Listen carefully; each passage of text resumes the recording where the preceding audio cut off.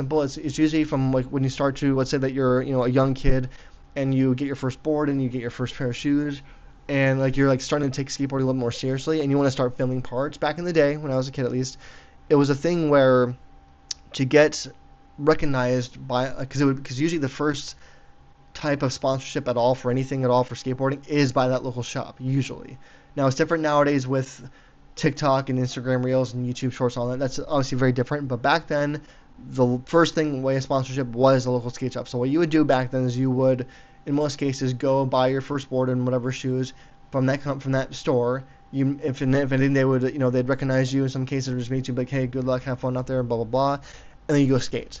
Now, if you were one of the skaters that took things a little bit more seriously and more driven and more passionate about it and wanted to make it into something more of making income out of it, then you would then probably need more gear down the road because skateboarding, as you all know, skateboards break pretty quickly from big gap drops and railings and all that kind of stuff. So they're not the most solid thing. They're wood.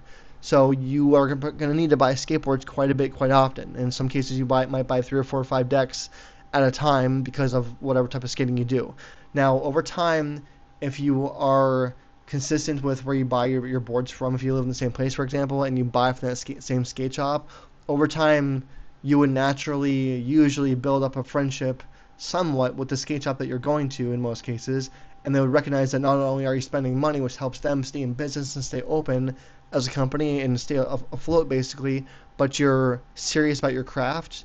Hopefully you're a good human being. Hopefully you're getting more talented in getting in mastering or at least developing your skateboarding as well. And that is what they look for in a sponsorship, usually for the most part. Now, it doesn't always go that way, but overall, when I was a kid, a lot of my friends who were locally, because there's a difference to it, because there's a difference between a locally sponsored skater and like a professional touring, traveling contest skater. Those are different things. Because the locally sponsored skateboarders they would still possibly live at home maybe, or just only live stay locally and skate contests and just do all that, but they would still have the ability to be sponsored by the shop. And what would happen usually is the company or the shop would I should say would give out the shop T-shirt